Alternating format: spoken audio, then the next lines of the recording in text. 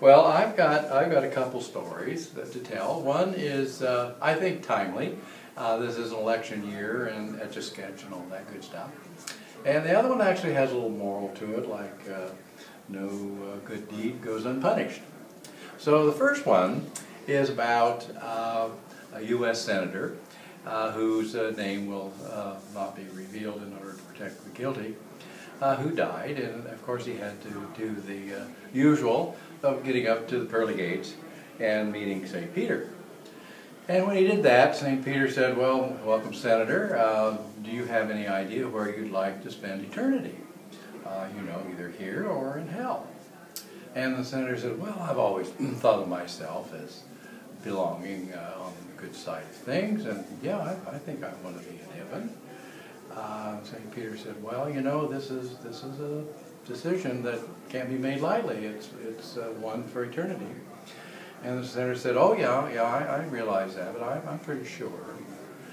And St. Peter said, "Well, that's not quite the way we do it here. We give you a little time to think about it, and then you can make a decision. In fact, we're going to let you spend 24 hours down in hell and 24 hours in here, and then you can make this final decision."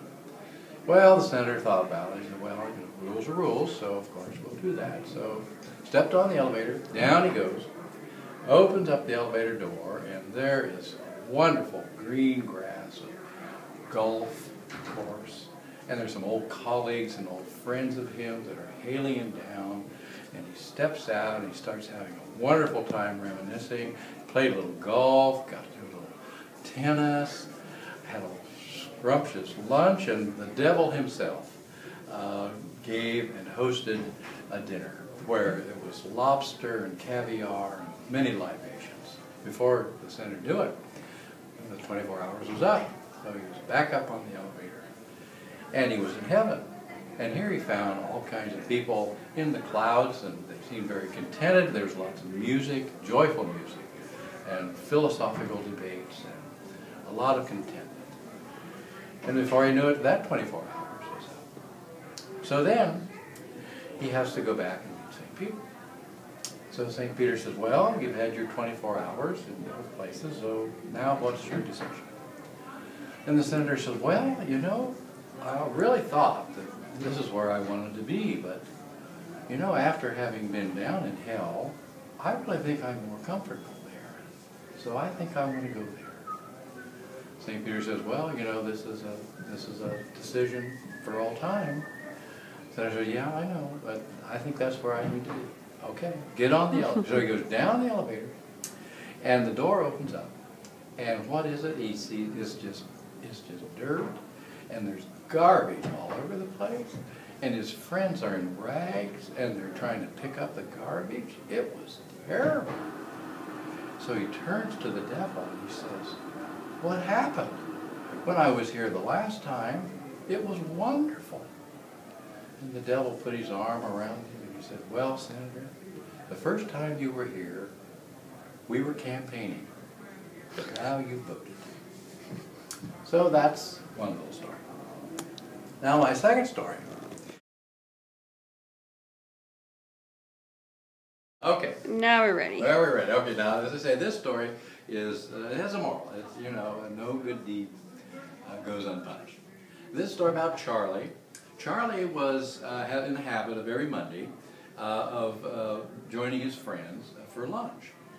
And his usual pattern was to go to a particular street corner where he'd meet his best friends, and they would go from there to join the rest of them. And this particular Monday, everything went according to schedule, and he was there and met up with his friend. It hadn't been there very long, and his friend looked real closely in Charlie's face, and he says, "Charlie," he says, "your left eye is black. What's a Sunday going to meet a person like you doing with a black eye?" Well, Charlie says, "Well, as a matter of fact, it happened in church." Well, his friend was a little aghast at that. He says, "Well, do tell." So Charlie says, "Well, there we were at that time of the worship when we were kneeling at the altar, and Mrs. Jones was in front of me, and she was in a terribly embarrassing situation. The back of her dress was caught in the crack of her behind.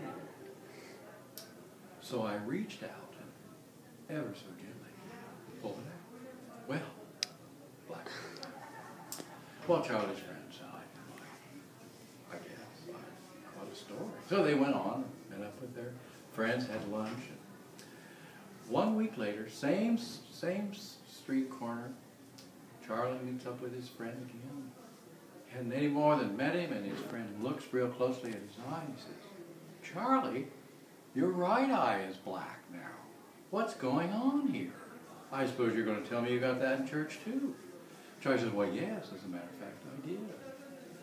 Well, lay it on me. Well, Charlie said, here we were, same time of the worship service, kneeling at the altar. Mrs. Jones was in that same embarrassing predicament. Well, the fellow next to me noticed it, and he reached out and ever so gently pulled it out. Well, I knew she didn't appreciate that, so I put it back in. Amen.